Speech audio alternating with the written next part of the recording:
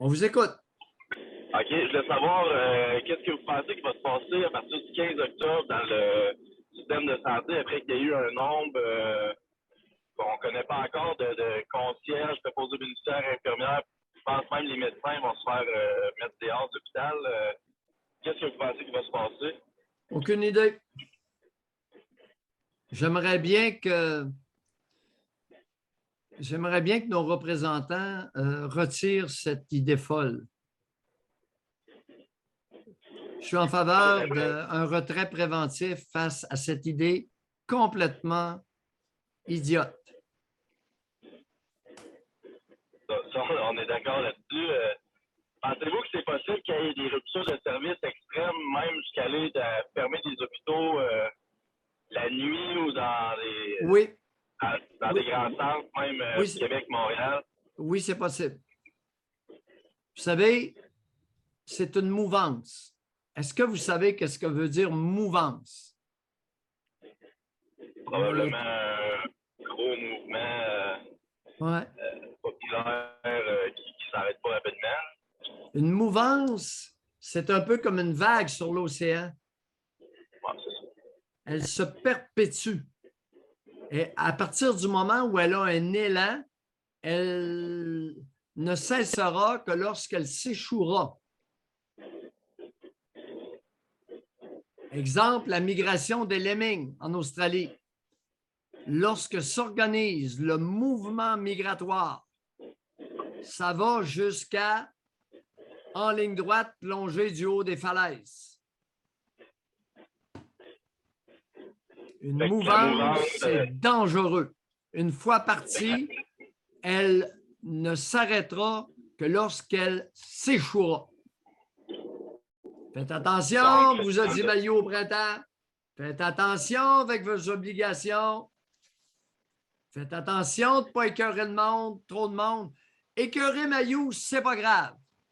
Mais écœurer 10-15 % de la population, vous risquez gros. Dominique, êtes-vous dans le milieu? Non, mais ma conjointe, oui. Okay. Puis elle, est-ce qu'elle fait partie des infirmières ou du personnel de la santé qui risque d'être congédié ou mis à la pied sans solde? Non, Attendez, s'il vous plaît, José. Dominique a une voix hautement reconnaissable. On commence à être diffusé pas mal partout. Mais là, Doc, on ne pourra plus parler de rien tant qu'à ça, là, parce que lui, sa femme, si elle n'est pas vaccinée, elle va perdre de la job. Là. Elle va être identifiée. Là. Oui. Non. José, je fais des évaluations. Là. Il y a beaucoup de personnes à date qui sont incognito sur leur statut vaccinal.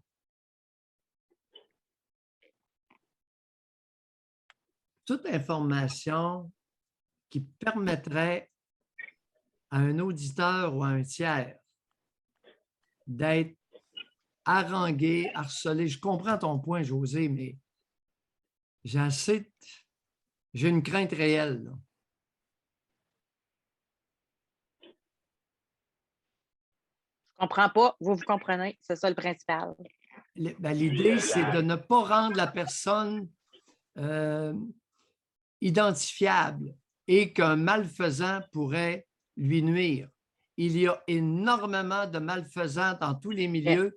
Mais juste pour que je comprenne bien, déjà dans les hôpitaux, ceux qui ne sont pas vaccinés, il faut qu'ils passent les tests pour travailler. 3 fois par semaine, je ne sais pas si c'est encore ça. Donc, ils sont déjà identifiés. Ils sont ceux qui ne sont pas vaccinés.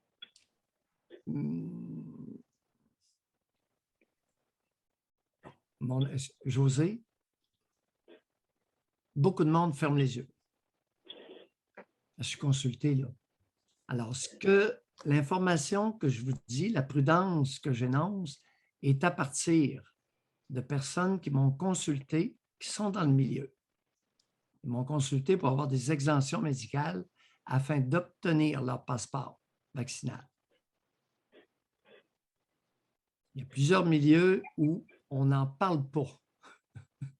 Tu comprends ce que je veux dire? On ignore.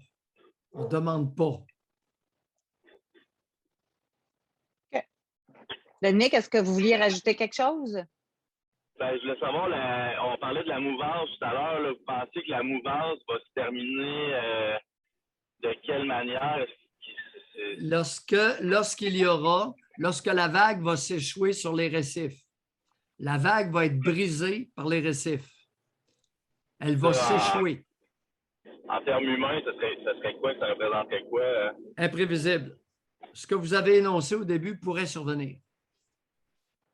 Ah, je pense que oui, moi. Bon, ça, vous pouvez en parler, mais ne parlez pas de votre conjointe. Je ne veux pas qu'elle devienne identifiable.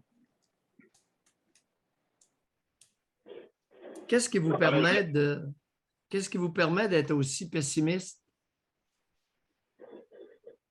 Ben, pessimiste, je ne sais pas si c'est un...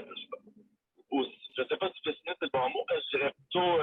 je pense que c'est à peu près inévitable dans le sens où déjà les mesures sanitaires sont tellement sévères dans les hôpitaux que ça décourage, qu'il y a eu beaucoup de démissions. Là. Déjà, il y a eu des personnes qui ont démissionné pour aller soit quitter le Québec, aller travailler pour le fédéral dans le Nord où des conditions où les conditions sont beaucoup plus humaines, si on veut. Puis là, ça va être le dernier clou dans le cercueil.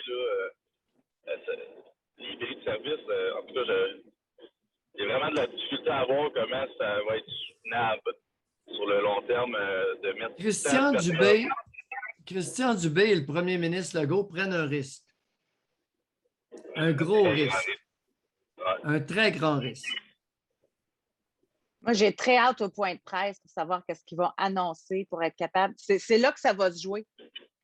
Je pense vraiment qu'avec l'annonce qu'ils vont faire pour comment rapatrier des infirmières dans le réseau de la santé, si ça va passer. J'espère qu'ils ont été à l'écoute. Déjà, à Lévis, là, hier, il fallait annoncer éviter les urgences à l'hôpital de Lévis. C'est rendu là. Ça le dit urgence. Tu ne peux même plus aller à l'urgence. Les ambulances étaient détournées vers Saint-Georges. C'est-tu rendu capoté? Tu sais, quand tu vas à l'urgence en ambulance, là, parce que les minutes comptent, là, bien souvent. Là. Ah, c'est sûr. Ça va être exponentiel. Là. Moi, je compare ça à la démolition. Mettons un bâtiment là, abandonné, là, il va craquer. Ça va être lent. Mais quand il va tomber d'un seul coup. On dirait que c'est vraiment l'image que j'ai du système de santé. Là, ça craque. Puis, quand ça va tomber, mettons que tu te places dans un contexte que tu as 70 de ton effectif. Là, il faut que tu travailles à 130 quelques pourcents de charge de travail. Là, il y en a qui ne sont pas capables de soutenir cette charge. Ils vont quitter. Mais que là, ça va tomber à 140, 150. Là, à un moment donné, plus ça va aller, ça va être une carte. Moi, je ne le vois pas comment ça va quitter, puis à un moment donné, ça va s'effondrer. Je ne le vois pas autrement.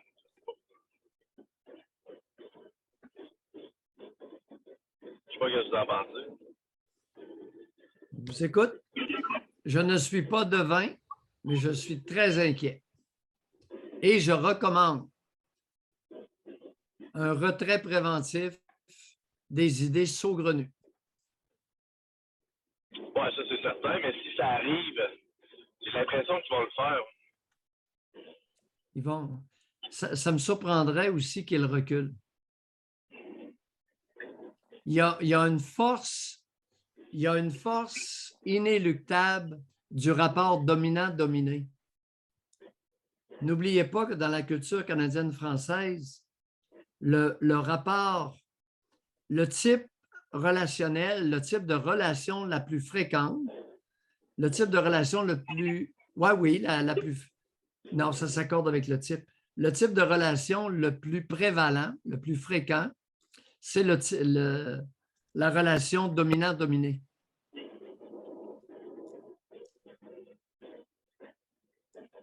Alors, le dominant ne se trompe pas et le dominant ne recule pas.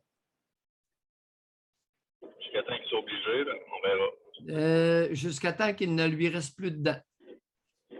Ah, c'est ça. Puis quand il est rendu à la purée, ben là, il dit « Ouais, j'ai plus de dents, mais c'est tout cassé les dents. » Ainsi va le système matriarcal québécois. C'est un système dominant-dominé. Ça pourrait signifier la fin aussi de ce type trop prévalent de relation-là. Il y en a-tu dans le monde des systèmes équilibrés? La Suède, beaucoup plus. On n'en parle pas. La Suisse, un peu, peut-être. Oui. Deuxième, la Suisse. L'Allemagne.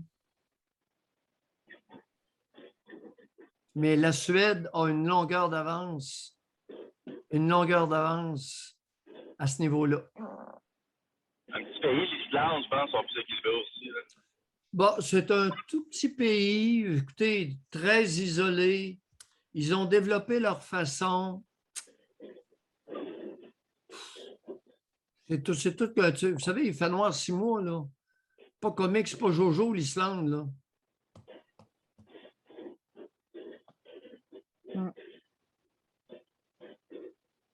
Ils se sont adaptés à leurs conditions.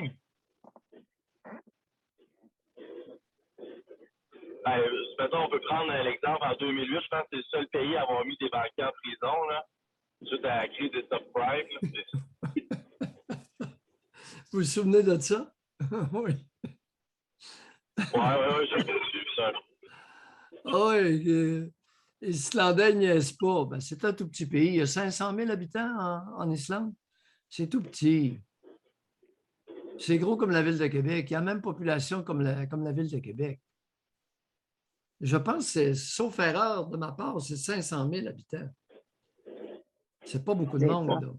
Je pense que c'est autour de 330, mais... Ah, c'est moins que 500 000? Comment vous dites ça, là? Bon, on va y aller tranquillement. Prenons notre temps. Pour être précis, en 2019, c'était 356 991. OK, j'en avais trop mis. 350 000, alors c'est la moitié de la région de Québec en termes de population. Sur un pays qui a quand même une certaine surface, ils sont fins, les Islandais. Ceux qui sont allés, j'ai des membres de ma famille qui sont allés en Islande. C'est un beau pays à visiter comme touriste. Oui, oui. Les sources thermales, puis les volcans, puis petit village de pêcheurs. On rentre dans une zone où il n'y a plus de réseau, je pense que... Ouais. Excellent. Merci, Dominique. Merci. Ben oui, désolé, José, mais juste, tu sais, c'est trop. Je te dis qu'on commence à être pas mal surveillé, là. Alors, c'est de donner une information qui pourrait permettre d'identifier. Vous avez vos raisons, là. Ouais. C'est correct. Okay. Vous avez de l'info que je n'ai pas. Oui. Parce que moi, les infirmières, infirmiers qui ne sont pas vaccinés, ils le disent fort, ceux que je connais. C'est pour ça que... Mais il y en a peut-être qui ne veulent pas parler fort. Ceux qui viennent me voir pour avoir une exemption médicale, c'est le contraire.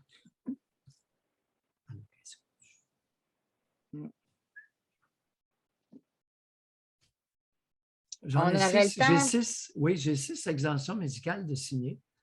Et il y a une enseignante de Montréal qui est en train de foutre le bordel. C'est la véritable maison des fous d'Astérix. On a refusé d'honorer mon exemption et on l'aura aidé. Ah oui?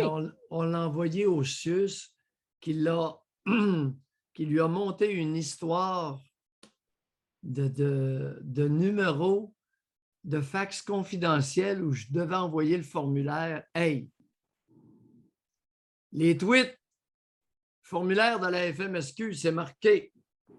Lorsque le formulaire est rempli d'exemption vaccinale, vous allez au centre de vaccination vous faire inscrire. C'est marqué, noir sur blanc.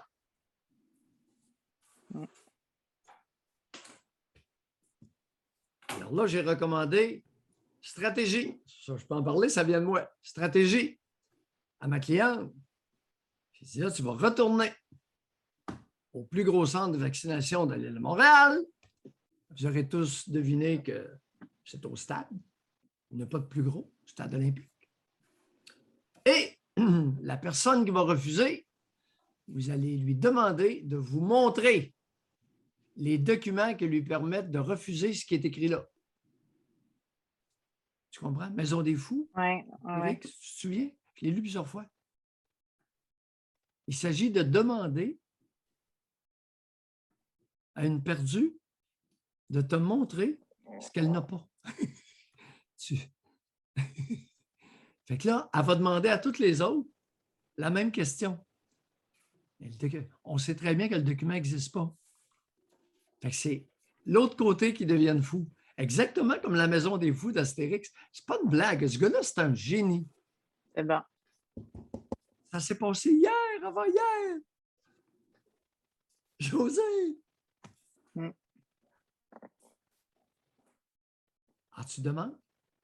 Montrez-moi l'écrit qui vous permet de m'envoyer ailleurs. Je sais pas, que je ne suis pas à bonne place.